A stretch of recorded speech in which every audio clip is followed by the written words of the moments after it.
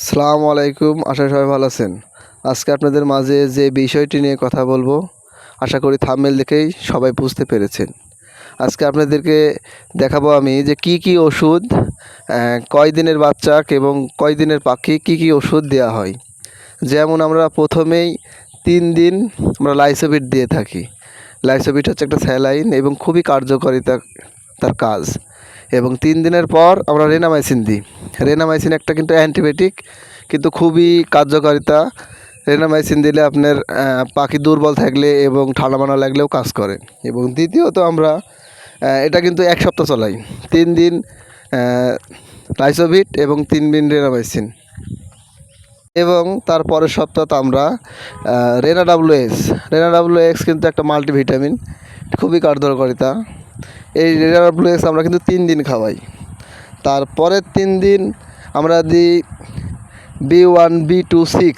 B1B26 কিন্তু প্রচুর কার্যকারিতা এবং প্রচুর উপকারিতা। এবং এই যে ডানা ঝোলা, তারপরে পাখি ঝিম মারা, পাখি দুর্বল, এখানে সবই কাজ করে এই B1B2। এবং এভাবে আমাদের 15 দিন বয়স যখন হয়ে যায় পাখির, তখন আমরা দিয়ে থাকি 15 দিন বয়স হলে আমরা দিয়ে থাকি হচ্ছে যে পোটোবিন একটা কিন্তু পাখির দ্রুত বৃদ্ধি করা এবং পাখির দুর্বল পাখিকে সাবলীল করা, এবং পাখিটি দ্রুত বৃদ্ধি হয় এবং দ্রুত ডিম পাড়ার উপযুক্ত তৈরি করে। এটা কিন্তু আমরা 7 থেকে আমরা 21-22 দিন পর দিয়ে থাকি।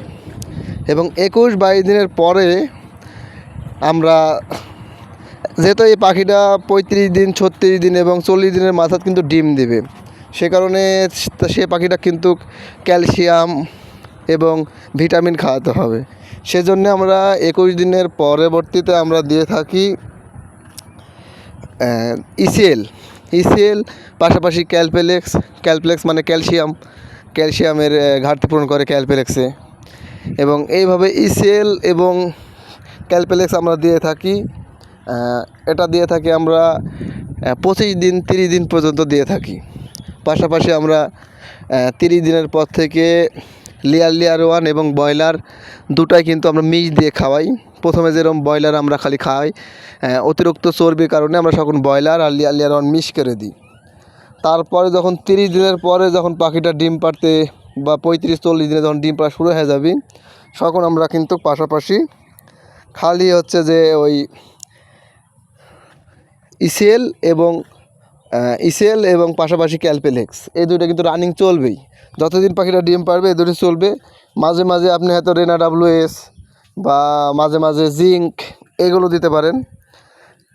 এর পরবর্তীতে আপনারা পাখির যখন যে সমস্যা হবে তখন সেই ওষুধ কিন্তু দিতে হবে। এবং এরই মধ্যে মাসে মাসে আপনাকে ভ্যাকসিন দিতে হবে। প্রতি মাসের আপনি একটা সিস্টেম করে নেবেন, প্রতি মাসে যেন আপনি ভ্যাকসিন দিতে পারেন।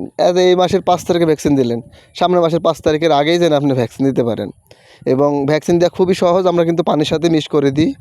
অনেকেই বলে যে ভাই পানির সাথে মিক্স করে ভ্যাকসিন কীভাবে দেবো, এত পাখি ভ্যাকসিন দেওয়া যায়, মানে পুশ করে তো দেওয়া সম্ভব না। সে কারণে আমাদের যাতে হাজার পাখি আমরা লালন পালন করে থাকি, সেক্ষেত্রে ওষুধের মধ্যে মিক্সিং করে পানি দিয়ে দেওয়াই সবথেকে ভালো হবে এবং এটাই বেশি কার্যকারিতা। এবং তারপরেও আমরা পাশাপাশি আমাদের কিন্তু হচ্ছে যে যখন এই পাখিটা হাতে ঝিম মারিছে বা অসুস্থ দেখছি, তখন আমরা ডাক্তারের পরামর্শ নিই।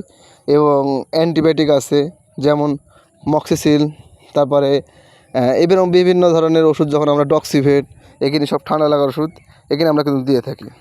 দেখ, আশা করি সবাই ভালো থাকবেন। আসসালামু আলাইকুম। আমার ভিডিওটি ভালো লাগলে আমার চ্যানেলটি সাবস্ক্রাইব করে দিন।